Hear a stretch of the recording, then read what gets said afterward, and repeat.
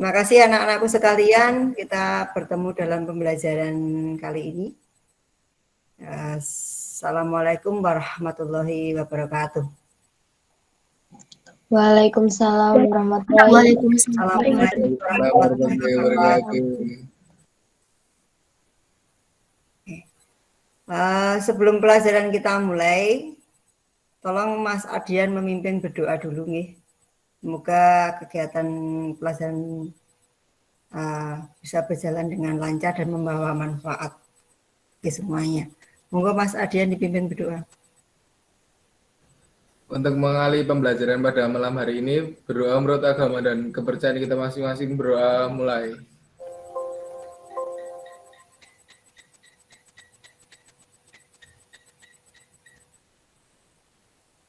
Berdoa selesai. Oke, terima kasih Mas Adian. Untuk cek sound, suara Bupur terdengar dengan jelas apa tidak? Dengar, Bu. Benar, Bu. Alhamdulillahirrahmanirrahim. Bagaimana kondisi anak-anakku sekalian hari ini? Semoga sehat semua ya. Sehat, Bu. Alhamdulillah. Kondisinya apakah kalian merasa nyaman, senang gitu? Semoga termotivasi untuk belajar ya, karena bentar lagi pas belajar yang rajin. Bupur ucapan terima kasih dulu deh sama kalian ya. Jadi Bupur kemarin meloncengkan program 1921, di mana jam 7 sampai 9 malam saya harap belajar ya untuk mendekati pas. Alhamdulillah di grup laporan dari Bapak Ibu kalian selalu belajar ya. Semoga masih istiqomah untuk berlanjut. Walaupun kondisi nanti habis ujian semester, tetap belajar ya. Karena di masa pandemi dengan PTM terbatas, itu materi yang kalian pelajari perlu harus tambahan belajar di rumah dengan LMS yang Bupur beri. Ya, jadi di LMS yang ada di deskripsi grupnya kalian, itu kalau kalian buka sudah ada lengkap ya, dari videonya, ada PPT-nya, ada PDF-nya. Itu sebenarnya kalian pelajari tanpa guru bisa ya, untuk mengejar ketinggalan pelajaran di mana PTM terbatas kita cuma 1 hari 2 jam, padahal untuk biasa sampai 8 jam. Begitu ya anak-anakku sekalian. Oke, yang selanjutnya tetap jaga kesehatan ya. Dalam kondisi COVID-19 tetap jaga prokes ya. Kemanapun masih bawa masker, bawa hand sanitizer dan jaga jarak begitu nggih. Oke. Sebelum masuk ke pembelajaran hari ini, saya ulas untuk pembelajaran minggu yang lalu yaitu tentang perilaku konsumen dan produsen. Nah, sekarang coba masih ingat nggak sih konsumen itu siapa, produsen itu siapa gitu. Oke, siapa yang masih ingat tentang konsumen? Konsumen itu siapa kira-kira, produsen siapa, bagaimana perilakunya?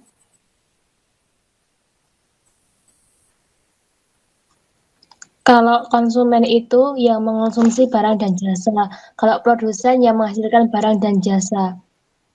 Oke, terima kasih Mbak Tengku Alaisa ya. Jadi konsumen itu yang memakai barang dan jasa, betul. Sedangkan produsen itu yang memproduksi barang dan jasa, betul. Betul, tepat sekali Mbak Tengku ya. Jadi apakah nanti berhubungan dengan materi yang mau kita bahas hari ini? Iya. Materi yang kita bahas hari ini adalah tentang permintaan dan penawaran. Nah, kira-kira hubungannya apa ya? Kalau kita bahas tentang permintaan itu berhubungan dengan konsumen atau produsen, dan kalau kita bahas tentang penawaran itu nanti yang menawarkan itu produsen apa konsumen? Yuk, kira-kira bagaimana nih?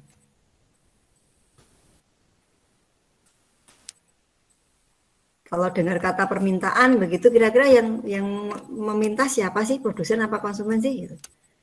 Konsumen. Oke. Kalau dengan kata permintaan berarti berhubungan dengan apa? Konsumen, nggih. Oke, betul. Kalau berhubungan dengan penawaran siapa? Berarti Produsen. Oke, betul ya. Jadi kalau konsumen itu melakukan permintaan terhadap barang dan jasa. Nah, sedangkan produsen dia yang menawarkan barang dan jasa. Oke ya, begitu ya. Itu yang mau kita pelajari hari ini. Oke, izinkan Bu Pur share screen ya.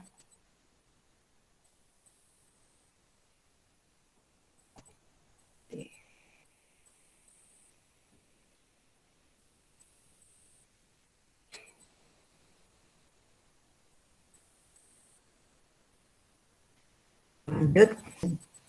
Nah, sampai itu bagaimana sih bisnisnya beliau awal-awalnya? Ini sebenarnya panjang ya kalau kita baca, tapi saya ambil yang penting-penting aja. Jadi dia kuliah itu bukan dari orang kaya dulu baru kuliah kedokteran, enggak ya, tapi dia kuliah membiayai dirinya sendiri. Ini saya buka ya.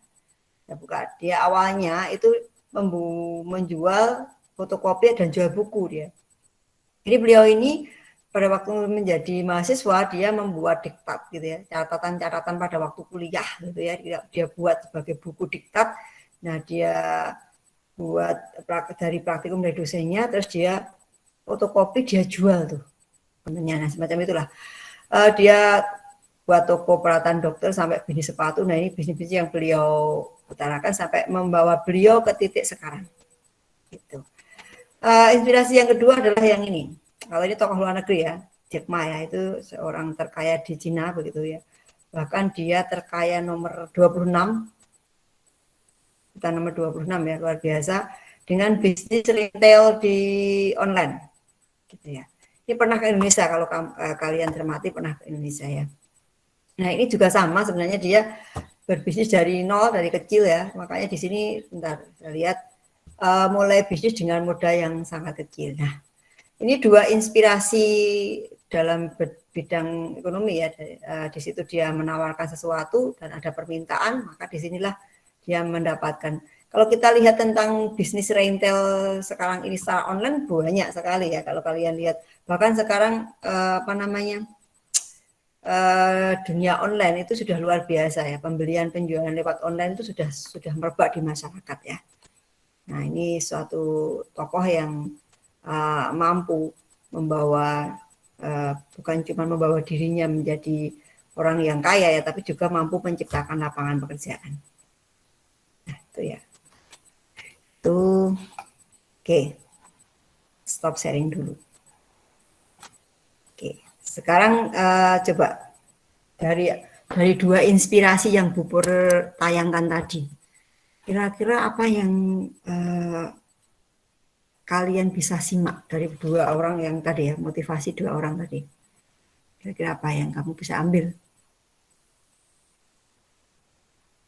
Ada yang mau bicara tentang itu? Seorang Khairul Tanjung yang sebenarnya dari golongan tidak mampu, dia mampu membiayai kuliahnya sendiri dengan dia membuat diktat catatan kuliahnya, dia di fotokopi, dijual gitu kan. Kira-kira adakah yang terinspirasi dengan itu? Berarti bagaimana kalian nanti bisa menjadi siswa atau mahasiswa yang maaf tidak menjaga ke orang tua dalam pembiayaan, tapi ternyata biasa mampu membiayai sendiri seperti yang dilakukan oleh Khairul Tanjung tadi.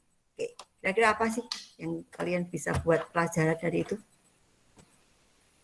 Yuk, ada yang mau ngomong?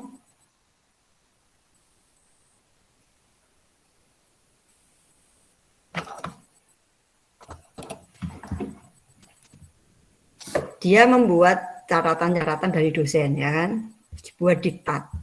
Kan dia penawaran tuh ya. Permintaannya ada dari mahasiswa-mahasiswa kan, teman-temannya gitu kan. Makanya dia menjual banyak buku tadi ya, buku diktatnya ya. Nah, kira-kira sebenarnya usaha si Khairul Tanjung sebenarnya bisa sih nggak dilakoni kalian besok misalnya waktu kuliah.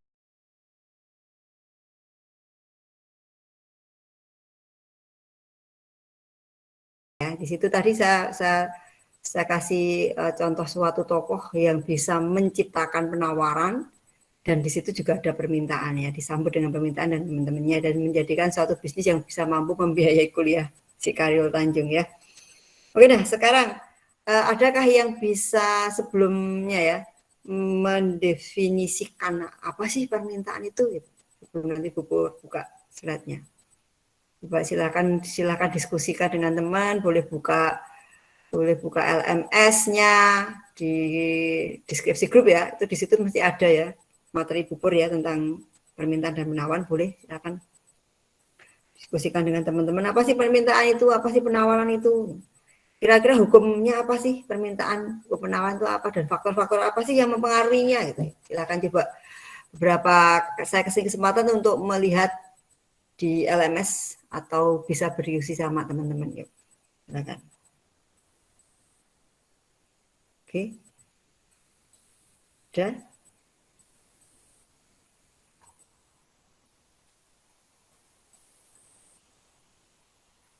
Kira-kira itu permintaan apa sih, faktornya apa gitu. Yuk.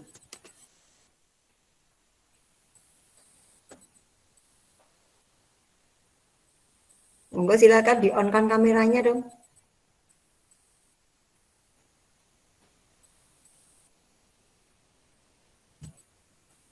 Nazia, Nazwa, bisa tahu permintaan penawaran apa? Kira-kira Tengku? Atau yang lain? Kasih contoh yang gimana, Mbak?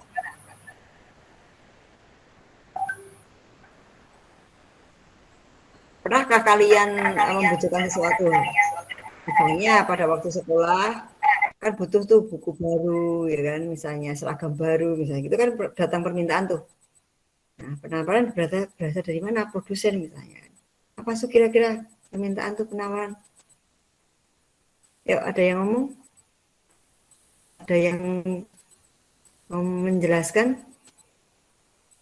Nih sebelum saya buka kan slide-nya. Ya, gimana Tengku?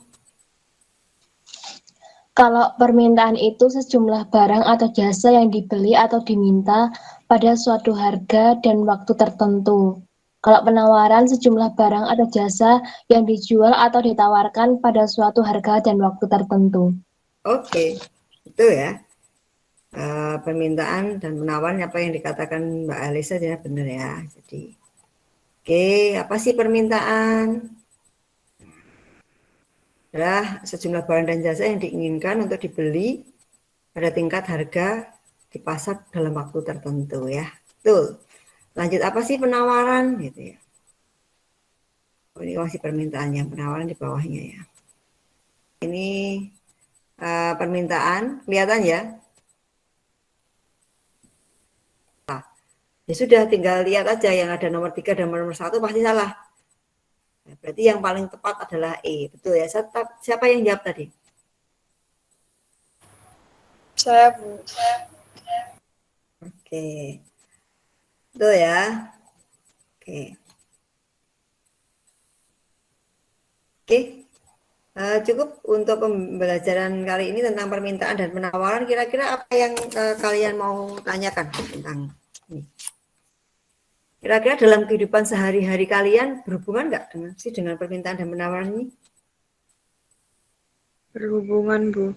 Contohnya kalian melakukan permintaan terhadap barang apa misalnya, contoh yang seharian kalian lakukan gitu, kira-kira gitu.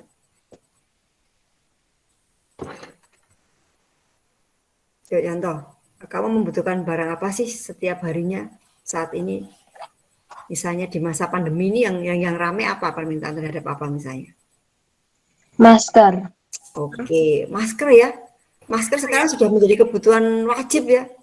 Kalian pergi kemanapun udah pakai masker kan, berarti itu permintaan. Berarti bagaimana penawarannya ya, produsen maskernya sekarang berkembang banyak kan, ya kan.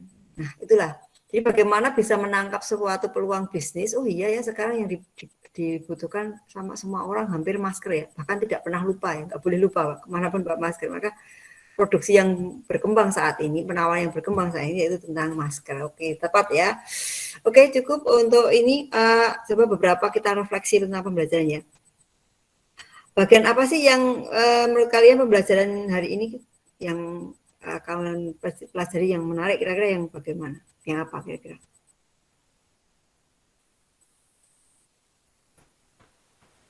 Yang kisah inspiratif orang yang sukses dari golongan tidak mampu. Oke, siap. Betul ya. Sebenarnya luar biasa itu. Kalau saya lihat itu kisah inspiratif yang bisa kamu adopsi, nggih. Ya, mengapa begitu? Kenapa itu inspiratif? Ya. Karena memotivasi diri, ternyata orang yang tidak mampu pun bisa. Ya. Siap, begitu ya. Oke, kira-kira apa yang akan kamu lakukan agar belajarmu dia akan yang akan datang itu menjadi lebih baik ya nilaimu? Bagaimana tuh? Untuk mengadopsi kisah inspiratif tadi, bagaimana kamu berhasil di kemudian hari? Kira-kira apa? Belajar tentunya, Bu. Oke, siap Rosi ya, belajar lebih baik ya. Oke anak-anakku, cukup ya hari ini. Semoga beberapa hal yang Bubur sampaikan hari ini bisa masuk ke kalian tentang kisah inspiratif tadi, menjadi motivasi kalian untuk belajar di kemudian hari, untuk meraih masa depan ya. Tetaplah belajar, jaga kesehatan. Terima kasih, semoga pembelajaran hari ini menyenangkan. Ya, kita tutup. Terima kasih. Wassalamualaikum warahmatullahi wabarakatuh. Waalaikumsalam warahmatullahi Waalaikumsalam. wabarakatuh. Terima kasih, Bu. Terima kasih, Bu. Refleksi pembelajaran kali ini saya menerapkan tentang pembelajaran sosial emosional, di mana pembelajaran sosial emosional itu adalah pembelajaran yang berbasis kepada keterampilan dalam mendidik yang dibutuhkan anak untuk dapat bertahan dalam masalah yang dimiliki, kemampuan memecahkan masalah. Guru mendidik dengan hati dan jiwa si anak untuk menjadi lebih baik dan nyaman dalam menerima pembelajaran yang diberikan oleh guru, serta merasa terlindungi oleh guru dalam lingkungan pembelajaran manapun di lingkungan sekolah. Tujuan pembelajaran sosial emosional ini, yang pertama, guru bisa memberikan pemahaman, penghayatan, kemampuan untuk mengelola emosi. Yang kedua, menetapkan dan mencapai tujuan positif. Yang ketiga, merasakan dan menunjukkan empati kepada orang lain. Yang keempat, membangun dan mempertahankan hubungan positif. Dan yang kelima juga bisa membuat keputusan yang bertanggung jawab. Bagaimana penerapannya? Saya terapkan dengan kegiatan yang rutin di luar waktu belajar sekolah. Yang kedua, terintegrasi dengan pembelajaran seperti yang saya lakukan saat ini dan sesuai dengan budaya dan aturan sekolah atau protokol. Visi misi guru penggerak sesuai dengan nilai dan peran yang ingin dicapai, yaitu membangun profil pelajar Pancasila melalui budaya positif dalam ekosistem sekolah yang memenuhi kebutuhan belajar individu setiap murid sehingga tercapai merdeka belajar sesuai dengan kodrat alam dan kodrat zaman dalam filosofi pendidikan Ki Hajar Dewantara, dan praktek pembelajaran yang menghamba kepada murid melalui pembelajaran diferensiasi dan pembelajaran emosional, sosial emosional yang saya lakukan. Menurut Ki Hajar Dewantara, guru diibaratkan sebagai petani dan murid diibaratkan sebagai benihnya. Seorang petani tugasnya adalah merawat dan menjaga benih-benih itu. Tentu saja benih yang tumbuh itu berbeda-beda, dalam perkembangannya juga berbeda jenisnya. Misalnya untuk merawat benih jagung pasti berbeda dengan bagaimana cara merawat benih padi. Seorang petani harus memberikan perawatan yang sesuai dengan kebutuhan benih-benih yang berbeda tadi sampai semuanya berubah. Begitu juga kita sebagai guru harus jeli dalam melihat keberagaman kebutuhan siswa. Ada yang lambat, ada yang sedang, ada yang cepat, ada yang suka agama, ada yang suka sains, ada yang suka seni, olahraga dan sebagainya. Ada yang suka belajar dengan cepat melalui penglihatan, pendengaran, atau kinestetik. Nah, semua itu harus kita akomodir dalam proses pembelajaran dengan menggunakan pembelajaran diferensiasi yang kita terapkan dalam pembelajaran sehari-hari. Kita sadari betul bahwa untuk melakukan sebuah perubahan itu dibutuhkan tekad dan upaya yang keras, konsisten dan keseimbangan serta kolaborasi dengan semua pihak. Untuk itu, seorang guru harus mempunyai sebuah visi misi yang jelas untuk berpihak kepada murid, dan visi misinya bisa terukur dan realistis sesuai dengan kondisi lingkungan masing-masing. Melangkah sedikit demi sedikit dan konsisten dilakukan lebih baik daripada terus berlari tanpa henti tapi tidak ada arahnya yang jelas. Itulah sejatinya guru penggerak. Pembelajaran diferensiasi yang dilakukan oleh guru menjadi jawaban atas kebutuhan murid yang berbeda-beda berdasarkan kodrat alam dan kodrat zamannya. Pembelajaran diferensiasi akan memenuhi setiap kebutuhan masing-masing murid dengan memperhatikan faktor kesiapan murid, minat, bakat, dan gaya belajar murid. Dalam proses pembelajaran hendaknya guru memasukkan pembelajaran sosial dan emosional gitu. Apalagi apakah sih pembelajaran sosial emosional itu, di mana pembelajaran tersebut sangat penting karena pembelajaran ini berisi tentang keterampilan yang dibutuhkan anak untuk bertahan dalam hidup, dan apabila memiliki masalah maka anak tersebut bisa mampu memecahkan masalah tersebut dengan baik. Tidak bisa dipungkiri dalam melaksanakan tugas sebagai guru pasti banyak masalah yang dihadapi, baik itu masalah dengan murid, rekan kerja, orang tua, atasan, atau masalah yang timbul dari banyak tuntutan pekerjaan yang membuat kita tertekan. Nah, keadaan seperti itulah yang akan mengganggu proses pembelajaran. Maka bagaimana seorang guru bisa mengontrol emosinya menjadi stabil ya, oleh karena itu membutuhkan kesadaran penuh menjadi suatu proses yang dilakukan untuk menyelesaikan permasalahan tersebut. Bagaimana seorang guru bisa menerapkan pembelajaran yang mempunyai kesadaran penuh agar murid-muridnya bisa menikmati pembelajarannya dengan merdeka. Selanjutnya tentang visi guru untuk mencetak profil pelajar Pancasila dan Merdeka Belajar dengan menerapkan pembelajaran KSE, menciptakan budaya positif, keyakinan kelas, mencoba memenuhi kebutuhan murid, menerapkan posisi kontrol sebagai manajer, melakukan restitusi kepada murid. Nah, disinilah didukung oleh nilai dan peran guru penggerak untuk mencapai misi yang berpondaskan dengan filosofi Ki Hajar Dewantara yang mendidik dengan sesuai zamannya, mengikuti kodrat alam dan kodrat zaman untuk membentuk budi pekerti siswa kita menjadi budi yang luhur. Terima kasih. Itu refleksi pembelajaran dari saya. Assalamualaikum warahmatullahi wabarakatuh.